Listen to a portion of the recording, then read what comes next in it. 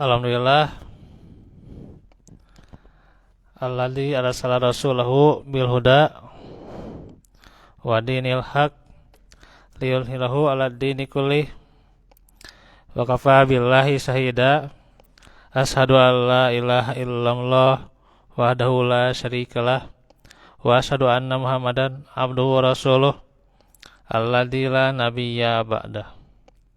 Alhamdulillah ikhwatu fillah, hari ini di hari Selasa yang pertama di bulan September ini kita bertemu lagi di dalam majelis ilmu. Yang hari ini kita lanjutkan pelajaran dari kitab Bagaimana Murnikan Syahadat.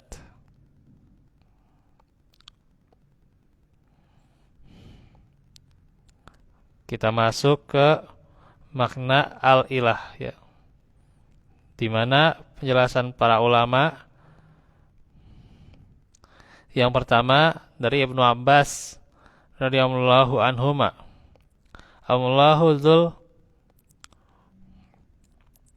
uluhiyati wal ubudiyati ala khalqihi ajma'in.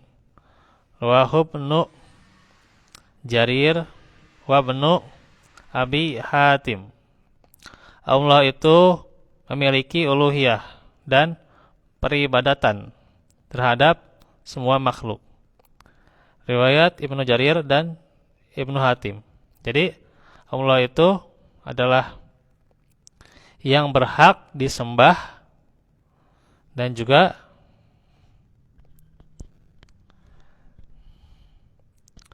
berhak disembah kemudian diibadahi, ya. Karena Allah yang memiliki peribadahan pada setiap makhluk, ya. Artinya semua makhluk itu ibadah kepada Allah, ya. Maka telah berkata Al-Wazir Abu Al-Mudir atau Al-Mudfir dalam buku Al-Isfah Al-Ifsah bahwa kalimat la ilaha illallah menuntut bagi yang mengucapkannya harus mengetahui kalimat la ilaha illallah itu. Sebagaimana Allah firmankan dalam ayat fa'lam annahu la ilaha illallah. Ketahuilah, maka ketahuilah bahwasanya tiada ilah kecuali Allah. Surah Muhammad ayat 19. Karenanya harus diilmui kalimat la ilaha illallah ini. Bukan hanya diucapkan saja.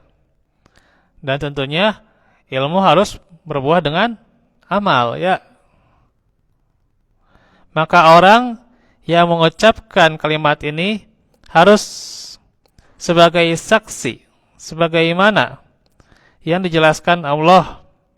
Dan bagi seorang saksi, apabila ia tidak mengetahui terhadap apa yang disaksikannya, maka ia tidak bisa mencapai kebenaran. Dikatakan dalam surah Az-Zukhruf,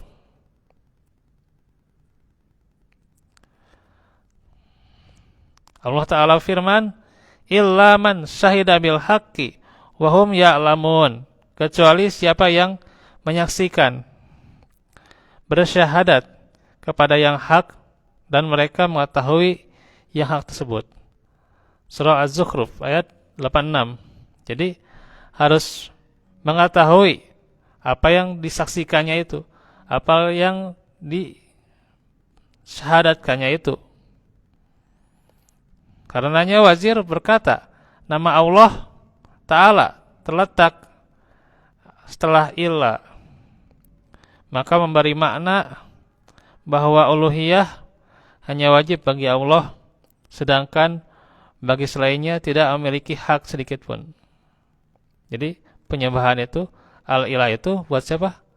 Allah saja, ya. Nah itu. yang lain tuh ya, maka selain Allah itu tidak berhak adanya penyembahan.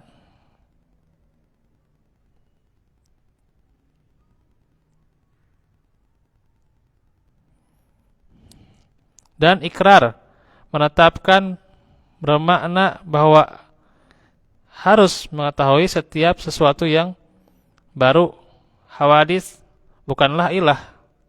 Dan apabila Anda atau mengucapkan la ilaha illallah, ya, berarti ucapan la ilaha illallah itu mengandung makna bahwa selain Allah itu bukan ilah, sekaligus menuntut untuk mengesahkan Allah saja, ya, Allah semata.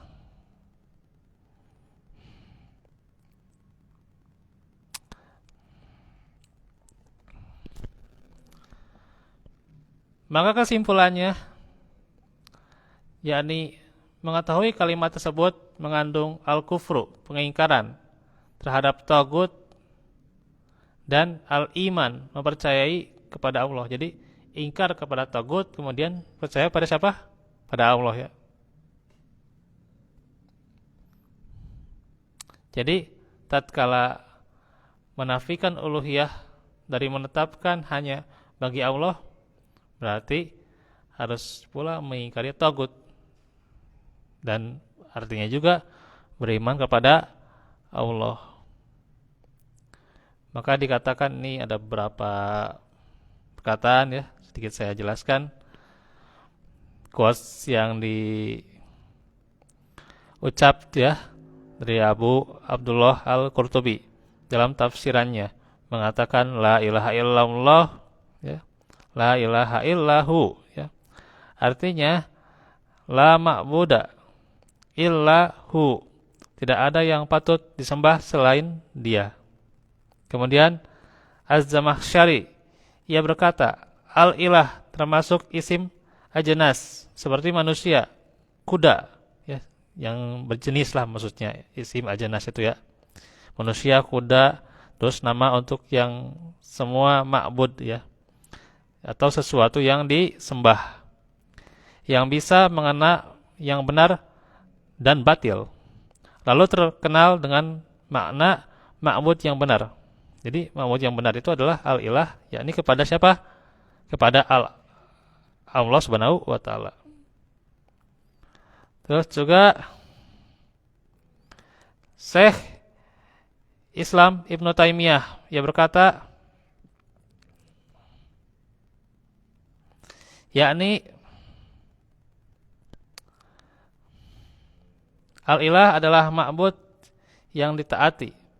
Dia berkata lagi, dalam la ilaha illallah merupakan isbat penunggalan uluhiyah, sedangkan uluhiyah itu mencakup kesempurnaan ilmunya, kekuasaannya, rahmatnya, hikmahnya dalam isbat ihsannya untuk manusia. Al-ilah adalah ma'luh yang disembah, dan ma'luh adalah yang berhak disembah. Karena Dia saja yang berhak disembah, maka Dia harus bersifat dengan sifat-sifat yang semestinya, yaitu Dia disifatkan dengan yang tentunya yang sifat-sifat itu paling dicintai dan paling ditunduki. Barakallahu fikum.